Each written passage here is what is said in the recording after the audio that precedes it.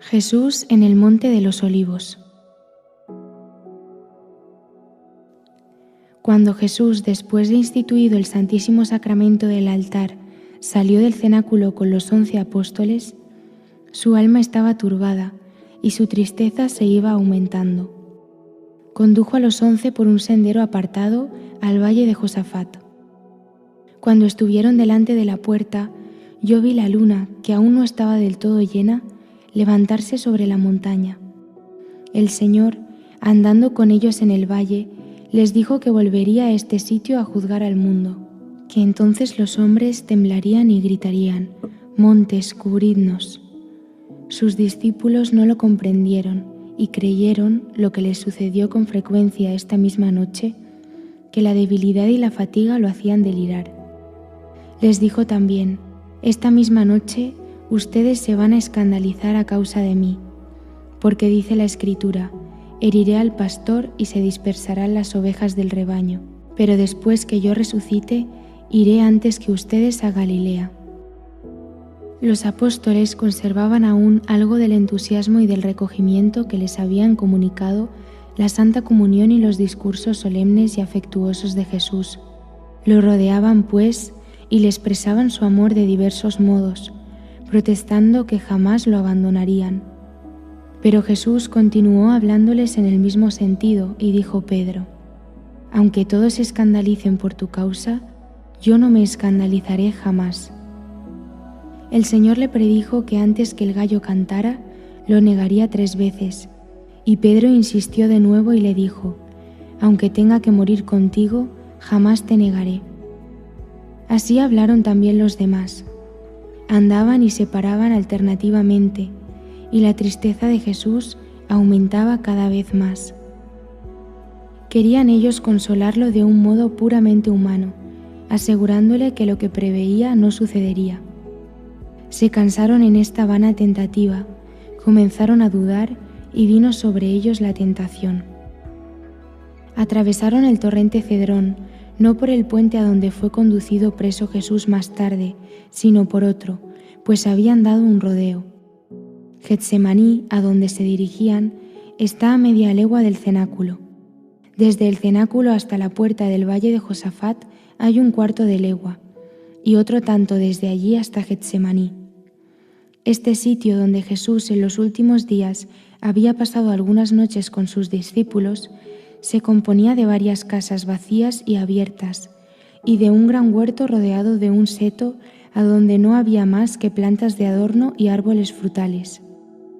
Los apóstoles y algunas otras personas tenían una llave de este huerto, que era un lugar de recreo y de oración.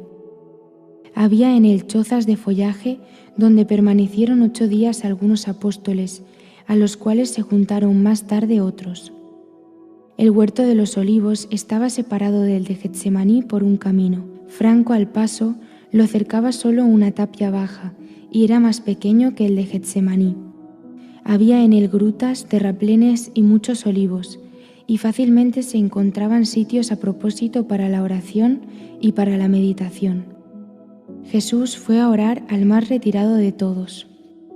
Eran cerca de las 9 cuando Jesús llegó a Getsemaní con sus discípulos. La tierra estaba todavía oscura, pero la luna esparcía ya su luz en el cielo.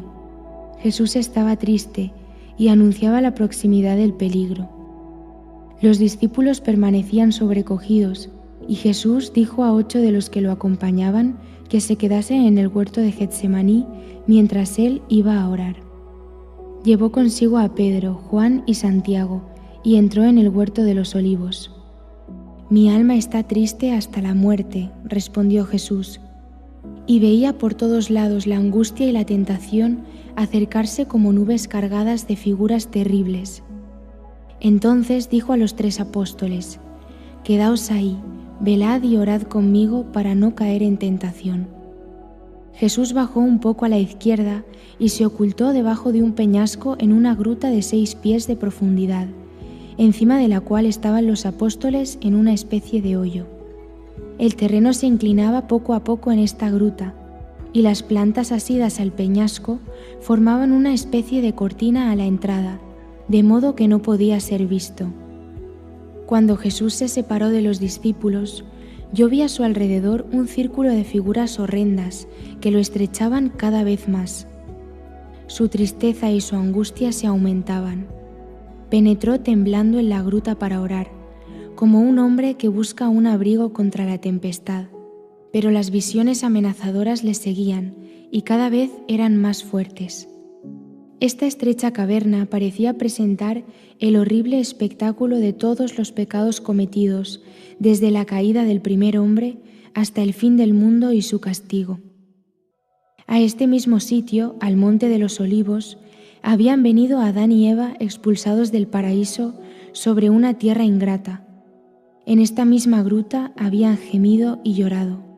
Me pareció que Jesús, al entregarse a la divina justicia en satisfacción de nuestros pecados, hacía volver su divinidad al seno de la Trinidad Santísima. Así, concentrado en su pura, amante e inocente humanidad y armado solo de su amor inefable, la sacrificaba a las angustias y a los padecimientos. Postrado en tierra, inclinado su rostro ya anegado en un mar de tristeza, todos los pecados del mundo se le aparecieron bajo infinitas formas en toda su fealdad interior. Los tomó todos sobre sí y se ofreció en la oración a la justicia de su Padre Celestial para pagar esta terrible deuda. Pero Satanás, que se agitaba en medio de todos estos horrores con una sonrisa infernal, se enfurecía contra Jesús y, haciendo pasar ante sus ojos pinturas cada vez más horribles, gritaba a su santa humanidad: ¿Cómo? ¿Tomarás tú este también sobre ti? ¿Sufrirás su castigo? ¿Quieres satisfacer por todo esto? Salió empero del cielo un rayo semejante a una vía luminosa. Era un ejército de ángeles que bajaban hasta Jesús, y vi que lo animaban y confortaban. El resto de la gruta estaba lleno de las horrendas visiones de nuestros crímenes. Jesús los tomó todos sobre sí, pero su corazón, lleno del más perfecto amor de Dios y de los hombres, estaba cruelmente angustiado bajo el peso de tanta abominación. Cuando esa multitud de crímenes pasó sobre su alma como un océano, Satanás le suscitó, como en el desierto, tentaciones innumerables. Se atrevió a presentar contra el Salvador una serie de acusaciones diciéndole: ¿Cómo? ¿Tú quieres tomar todo eso sobre ti, tú que no eres puro? Y entonces, con una impudencia infernal, le hacía inculpaciones imaginarias. Le atribuía las faltas de sus discípulos, los escándalos que habían dado, la perturbación causada en el mundo renunciando a los usos antiguos. Satanás se hizo el fariseo más hábil y más severo. Le reprendió el haber sido la causa de la degollación de los inocentes, así como de los padecimientos de sus padres en Egipto, el no haber salvado a Juan Bautista de la muerte, el haber desunido familias y protegido hombres infames, el no haber curado a muchos enfermos, el haber causado perjuicio a los habitantes de Gerasa, permitiendo a los poseídos entrar en sus cubas y a los demonios precipitar sus cerdos en el mar, el haber abandonado su familia y dilapidado los bienes de su prójimo. En una palabra, Satanás presentó delante del alma de Jesús, para turbarlo, todo lo que hubiera reprochado en el momento de la muerte a un hombre ordinario que perpetrara todas estas acciones sin un motivo superior, pues le había sido ocultado que Jesús fuese el Hijo de Dios, y lo tentaba como si fuese solo el más justo de los hombres. Nuestro divino Salvador dejó predominar tanto en él su santa humanidad, que quiso sufrir las tentaciones que asaltan al hombre justo en la muerte, el mérito de sus buenas obras. Para beber todo el cáliz de agonía, permitió que el espíritu malo tentara su humanidad como podría tentar a un hombre que quisiera atribuir a sus buenas obras un valor propio, además del que pueden tener por los méritos de Jesús. No hubo una de esas acciones que no le sirviera de acusación, y entre otras, lo acusó de haber recibido de Lázaro y de haber malgastado el precio de la propiedad de María Magdalena en Magdalum. Entre los pecados del mundo que pesaban sobre el Salvador, yo vi también los míos, y del círculo de tentaciones que lo rodeaban, vi salir hacia mí como un río en donde todas mis culpas me fueron presentadas. Mientras Satanás lo abrumaba con tales inculpaciones, apenas podía yo refrenar mi cólera, pero cuando habló de la venta de la posesión de Magdalena, no pude contenerme y le dije: ¿Cómo te atreves a reprochar como un pecado la venta de esa propiedad? Yo misma he visto al Señor emplear esta cantidad que le dio Lázaro en obras de misericordia, en rescatar en Tirza a 27 pobres presos por deudas. Al principio Jesús estaba arrodillado y oraba con serenidad, pero después su alma se horrorizó al aspecto de los crímenes innumerables de los hombres y de su ingratitud para con Dios. Sintió un dolor tan vehemente que exclamó diciendo: Padre mío, si es posible que pase lejos de mí este cáliz, pero no se haga mi voluntad, sino la tuya. Después se recogió y dijo: Que se haga tu voluntad. Su voluntad era la de su Padre, pero abandonado por su amor a las debilidades de la humanidad, temblaba al aspecto de la muerte. Yo vi la caverna llena de formas espantosas. Vi todos los pecados, toda la malicia, todos los vicios, todos los tormentos, todas las ingratitudes que le oprimían, el espanto de la muerte, el terror que sentía como hombre al aspecto de los padecimientos expiatorios, le asaltaban bajo la figura de espectros horrendos. Sus rodillas vacilaban, juntaba las manos, lo inundaba el sudor y se estremecía de horror. Por fin se levantó. Le temblaban las rodillas, apenas podía sostenerse. Tenía la fisonomía descompuesta y estaba desconocido, pálidos los labios y erizados los cabellos. Eran cerca de las 10 cuando se levantó y temblando, cayéndose a cada paso, bañado de un sudor frío, fue a donde estaban los 3 apóstoles. Subió a la izquierda de la gruta, al sitio donde éstos se habían dormido, rendidos de fatiga, de tristeza y de inquietud. Jesús vino a ellos como un hombre cercado de angustias a quien el temor obliga a recurrir a sus amigos, y semejante al buen pastor, que avisado de un peligro próximo, viene a visitar su rebaño amenazado, pues no ignoraba que ellos también estaban en la angustia y la tentación. Las terribles visiones le asediaban implacables en este corto camino.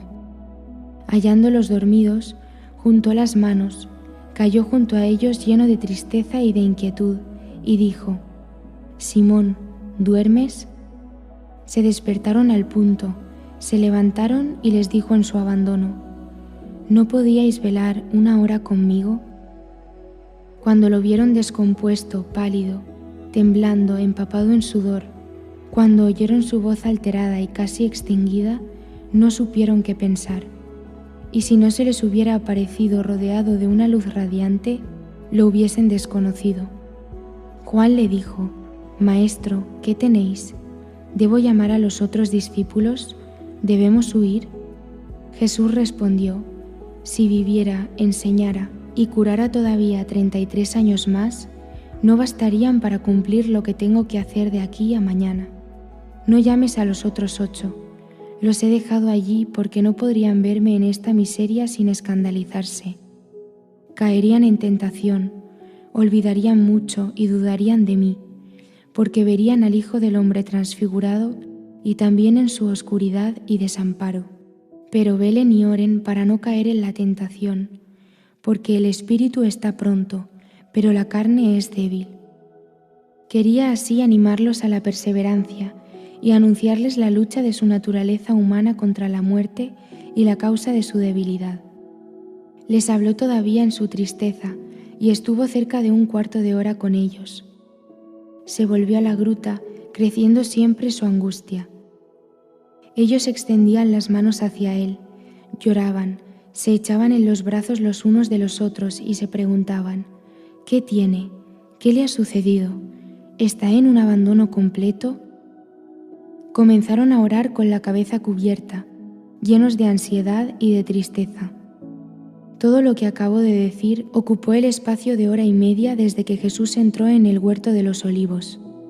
En efecto, dice la Escritura: ¿Es posible que no hayan podido quedarse despiertos conmigo ni siquiera una hora? Pero esto no debe entenderse a la letra y según nuestro modo de contar. Los 3 apóstoles que estaban con Jesús habían orado primero. Después se habían dormido porque habían caído en tentación por falta de confianza. Los otros 8 que se habían quedado a la entrada no dormían. La tristeza que encerraban los últimos discursos de Jesús los había puesto en gran desasosiego. Erraban por el monte de los Olivos para buscar algún refugio en caso de peligro.